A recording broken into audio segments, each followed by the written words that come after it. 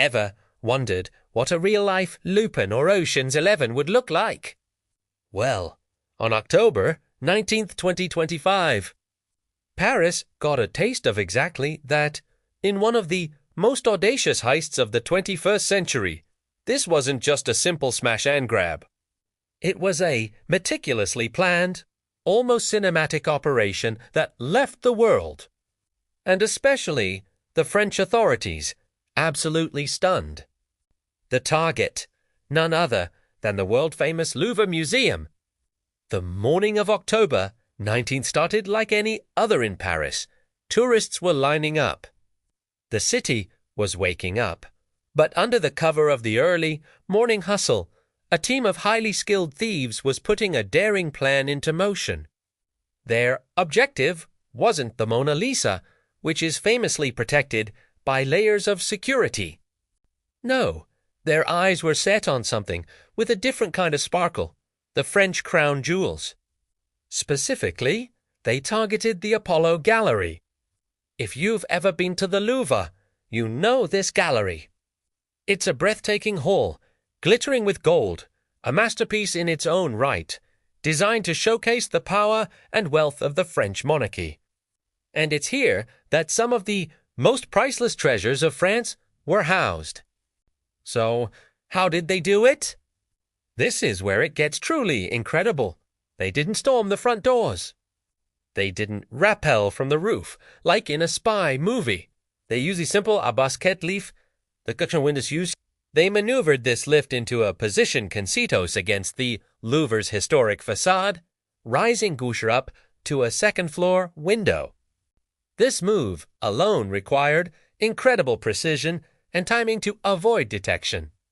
Once they reached the window, they bypassed the alarm systems with an expertise that suggests insider knowledge or some serious technical skills. They slipped inside the Apollo Gallery, ghosts in the Palace of Art.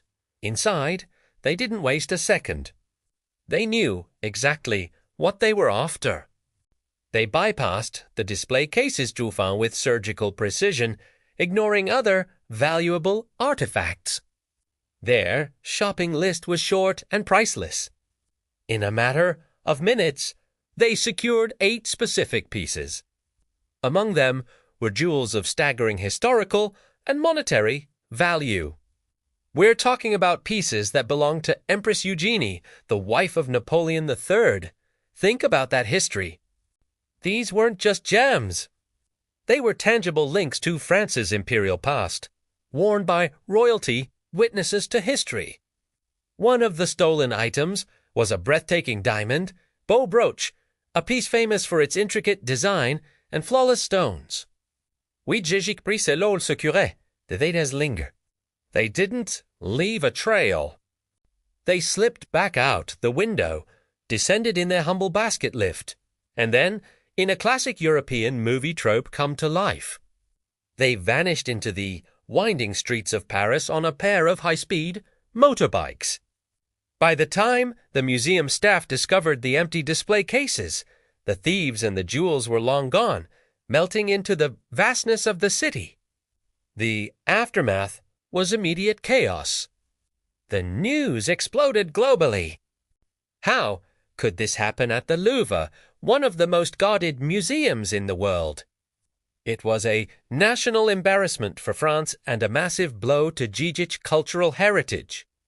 The police launched a massive investigation, codenamed Operation Apollo. Pulling in international art crime units and Interpol, the art world held its breath. Investigators were baffled. There was minimal forensic evidence. The thieves were described as phantoms. They had operated with a level of professionalism that was, frankly, terrifying. They knew the museum's layout, the security blind spots, and the exact location of their targets. This wasn't a crime of opportunity.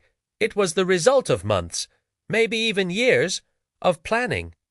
Speculation ran wild. Was it an inside job? A disgruntled employee? Or was it a notorious international art theft ring making a bold statement? The focus quickly turned to the Pink Panthers, a network of jewel thieves from the Balkans known for their own brand of spectacular, movie-like heists. Their methods, precision, speed, and audacity all fit the profile of the Louvre job. The value of the stolen jewels is almost impossible to calculate. Monetarily, it's in the tens, if not hundreds, of millions of euros. But their historical and cultural value is, quite simply, priceless. You can't put a price tag on an object that was worn by an empress at a state dinner, an artifact that represents a nation's history. These jewels are too famous to be sold on the open market. So, the big question remains, what was the motive? Most experts believe the jewels were stolen for a private collector.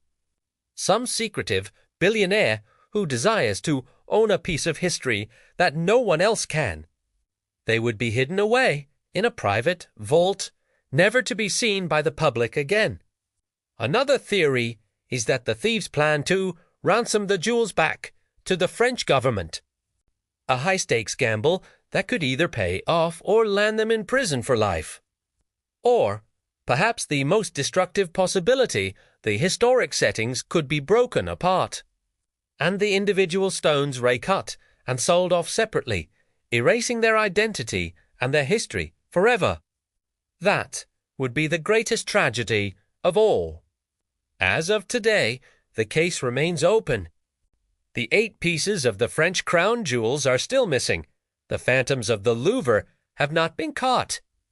The investigation continues, a silent, global hunt for clues, for a slip-up, for any whisper in the criminal underworld that might lead back to that October morning.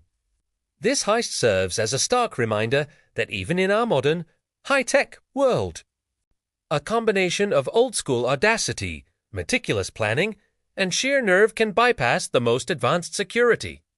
It's a story that blurs the line between a real-life crime and a Hollywood script. A tale of intrigue set against the most beautiful backdrop in the world. And it leaves us all wondering, will the jewels ever be seen again? Will the phantoms of the Louvre ever be unmasked?